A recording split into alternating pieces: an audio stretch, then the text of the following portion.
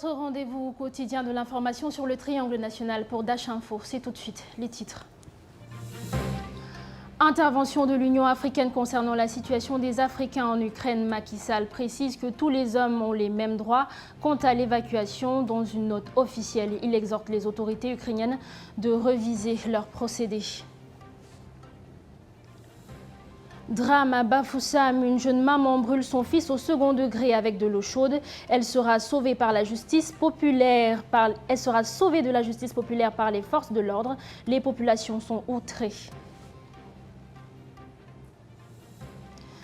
La grande nouvelle qui fait vibrer le football camerounais depuis hier, Rigobert Sambou, nouveau sélectionneur des Lions indomptables. Je reçois le spécialiste Krusty Sanders Bangé sur ce plateau. C'est tout de suite.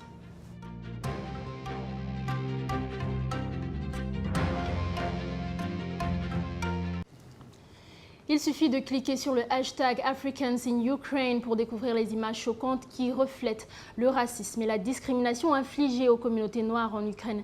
Les Africains des pays frontaliers se mobilisent pour venir en aide aux personnes bloquées sans moyen de transport. Les témoignages se multiplient, les vidéos de plus en plus choquantes font surface dans le froid.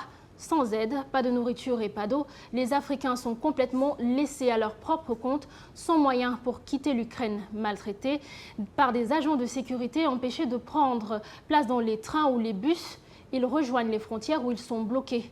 Ce lundi, l'Union africaine a décidé de réagir officiellement. Reportage. C'est par une note officielle ce lundi que l'Union africaine décide de réagir face à la situation des Africains en Ukraine.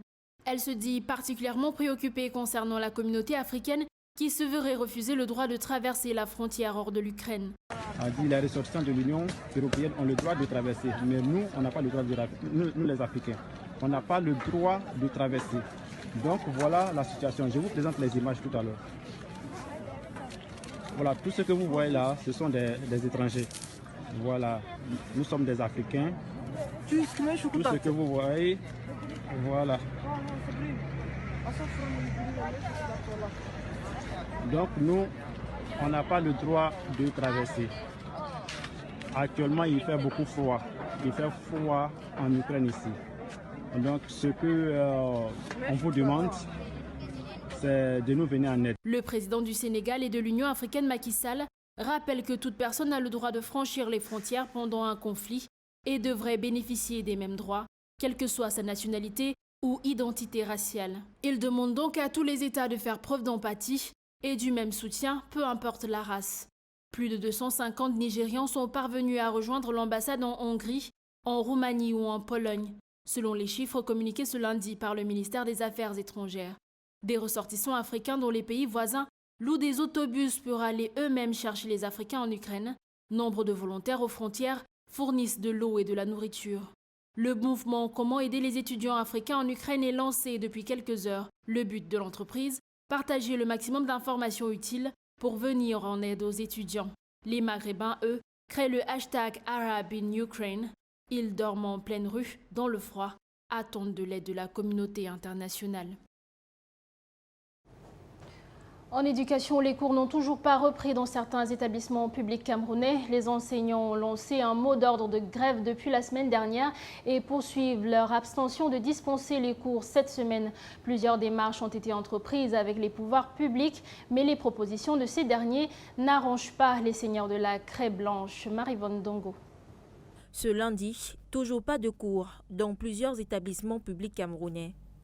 Les enseignants poursuivent leur mot d'ordre de grève, lancé depuis la semaine dernière. Un mouvement baptisé OTS, on a trop supporté, en référence à plusieurs années sans salaire, au rappel toujours non payé, au manque d'intégration, entre autres revendications. Les multiples rencontres avec les autorités en charge n'ont toujours pas réussi à calmer la colère des enseignants. Plusieurs sont interpellés pour avoir revendiqué ce qui leur revient de droit. Douan Lajatsa est enseignant au lycée polyvalent de Bonabéry. Il l'a confirmé au cours de l'émission Le Grand 7 sur Dash News. On nous sert des convocations dans les brigades. Les sous-préfets nous convoquent pour nous intimider. Nos supérieurs hiérarchiques, c'est même ça la curiosité. Le proviseur, le délégué départemental, le délégué régional, on nous adresse des demandes d'explication. L'enseignant ne court pas forcément après de l'argent. Non, non, non. Il y a le problème des infrastructures. Regardez dans le Grand Nord. De plus, au-delà du volet financier, c'est tout le système éducatif camerounais qui doit être refondé. Les conditions de travail sont également décriées par les enseignants. Et un enseignant, il a la charge d'encadrer combien d'élèves? Vous vous retrouvez dans des classes avec 150 élèves. C'est possible d'avoir un impact sur la vie de ces enfants. Ils sont 150 devant vous. Depuis la semaine dernière, les enseignants se rendent dans leurs établissements, mais ne dispensent pas de cours. Dans quelques mois, les élèves devront affronter les examens de fin d'année. Les interrogations se multiplient chez les parents. Acte ignoble de maltraitance. Elle avait l'habitude de maltraiter son fils Simo Kwakep Godlove, âgé de 5 ans. Elle lui versera de l'eau chaude pendant son sommeil, ce qui entraînera une brûlure au second degré et sur plusieurs parties de son corps. Elle n'est autre que Dame Messire Bernadette, âgée de 28 ans. Elle sera finalement extirpée des mains d'une population en furie par les éléments de l'Essir. La scène s'est déroulée le 28 février dernier à Bafoussam. Larissa Libom. Assis sur son lit d'hôpital, affaibli et supportant la douleur de ses blessures par brûlure, le petit Simo Kwakep Golov, âgé de 5 ans, élève en classe de Sil au Sébec plateau de Bafoussam, ne comprend pas ce qui lui arrive. Chaque jour bastonné, torturé par sa propre maman. Cette fois, c'est à l'eau chaude qu'elle a baigné son garçon alors qu'il dormait.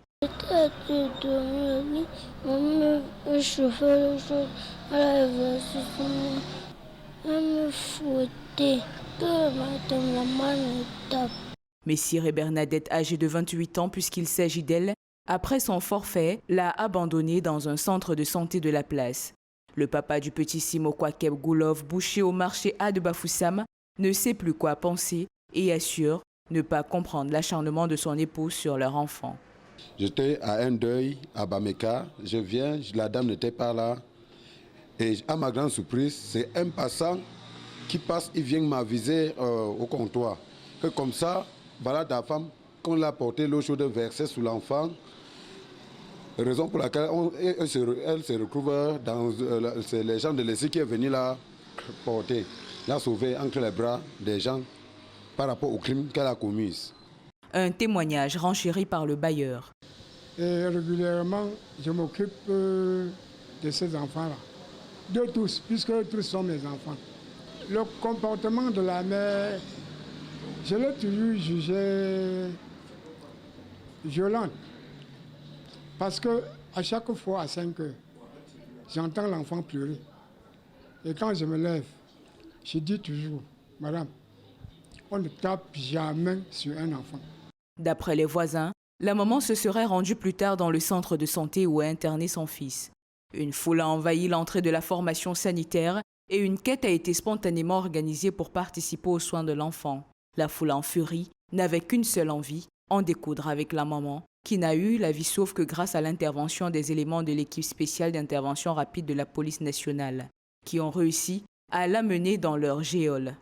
De l'avis des professionnels de la santé, l'état du petit Simo Kwakep Golov est actuellement stable et est sous traitement.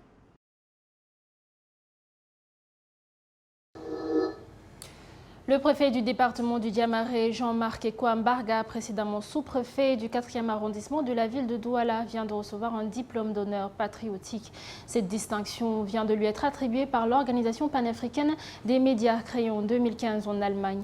Pour ce groupe de personnes, l'autorité administrative, depuis son arrivée dans cette partie du pays, s'illustre par son acharnement au travail dans la lutte contre la nébuleuse Boko Haram. Faisons le point dans ce reportage de Stéphane Dibébé. On ne peut pas décerner un prix à une quelconque personnalité si déjà les populations ne sont pas contentes de son travail. Il faut être clair là-dessus. La distinction du préfet du département du Diamaré s'illustre comme le début d'une collaboration entre le groupe de presse panafricain et la préfecture de la localité éponyme. Depuis son affectation dans le Diamaré, Jean-Marc Ekwambarga n'a sans cesse œuvré pour le retour de la paix dans sa circonscription administrative. Nous remettons des distinctions après une enquête minutieuse auprès des populations. Et ce sont des populations qui, n'est-ce pas, à travers leurs démonstrations, nous prouvent qu'effectivement, cette personnalité fait du bon travail, les populations sont satisfaites. Donc, ce n'est pas un hasard. Pour le récipiendaire, c'est une invite à redoubler d'ardeur à la tâche à lui confier. On ne va pas dormir sur les lauriers. Lorsque vous recevez un prix, il doit vous booster davantage, il doit vous galvaniser davantage à faire mieux pour que d'autres prix arrivent. Donc je veux continuer à me battre contre vents et marées parce que les choses ne sont pas toujours faciles pour que les missions pour lesquelles le chef de l'État m'a envoyé à la tête de cette importante unité administrative soient accomplies. Sous-préfet dans le littoral pendant près de 9 ans, notamment à Douala 1er et à Douala 4e, Jean-Marc Ekwambarga a encore, à n'en point douter, du pain sur la planche dans un contexte sécuritaire